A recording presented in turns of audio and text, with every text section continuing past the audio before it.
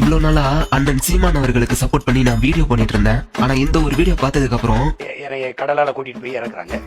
ஒரு தம்பி வந்து அண்ணா அங்க பாருங்கன்றாப்ல, ஒருத்தர் ஒரு பரிசல்ல போறாப்ல, நல்லா கவனிங்க வர அப்படின்னு ஆமா ஓட திருப்பி போட்டு ஒரு ஆள் உட்கார்ந்து அப்படி துடுப்ப போட்டு போயிட்டு இருந்தாங்க. அப்ப எவ்வளவு பெரிய ஓடு இருக்குன்னு பாருங்க. எப்படிங்க முடியுது?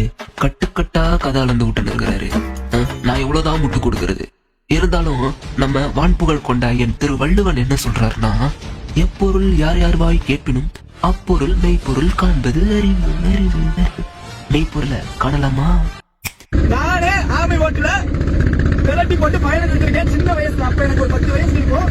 அந்த ஓடுகளை நாங்க எடுத்து கடற்கரை ஓரத்துல உள்ள தண்ணீர்ல மேல அதை கவுத்தி போட்டு அது மேல ஏறி உட்காந்து சின்ன படகு போறைய தொடுப்பு போட்டு நாங்க போய் விளையாட்டு அனுபவம் நிறைய இருக்குது.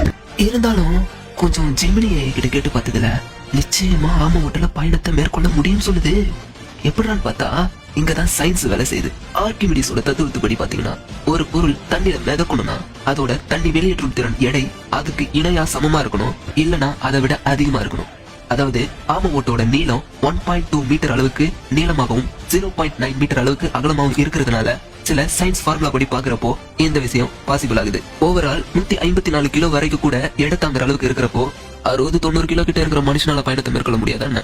அப்போ சீமான் தான் சொன்னது உண்மைதான். அது மட்டும் இல்லாம சில ஈழத்தமிழர்களுடைய வரலாற்று புத்தகங்களை பாக்குறப்போ சிலர் வாழை குற்றிகளை பிணைத்து கட்டியும் ஆமை ஓடுகளை தெப்பமாக பாவித்தும் கடவுள் வரை சென்றார்களாம்பா பாத்துக்கோங்க. சோ அண்ணன் சீமான் அவர்கள் சொல்ற ஒவ்வொன்றுமே உண்மை இருக்குது. அதோட உண்மைத்தன்மை இவனுங்க தெரிஞ்சுக்காம இவனுங்களுக்கு ஒரு விஷயம் தெரியாது அப்படிங்கறதுனால அப்படி ஒரு விஷயம் இல்லவே இல்லைன்னு சொல்லிட்டு அவதூறு பரப்பிட்டு இருக்கானுங்க. இப்பவும் சொல்றேன், அண்ணன் சீமான் அவர்களை நீங்க எந்த அளவுக்கு அவதூறு பரப்புறீங்களோ அந்த அளவுக்கு நாங்களாம் ஸ்ட்ராங்கா நிற்போம். இது உங்களை கலாய்க்கிறன்ற பேர்ல சில தற்கூரி பசங்க உங்களுக்கு அனுப்பியிருப்பானுங்களா, அவனுங்களுக்கு இந்த வீடியோ அனுப்பி விடுங்க.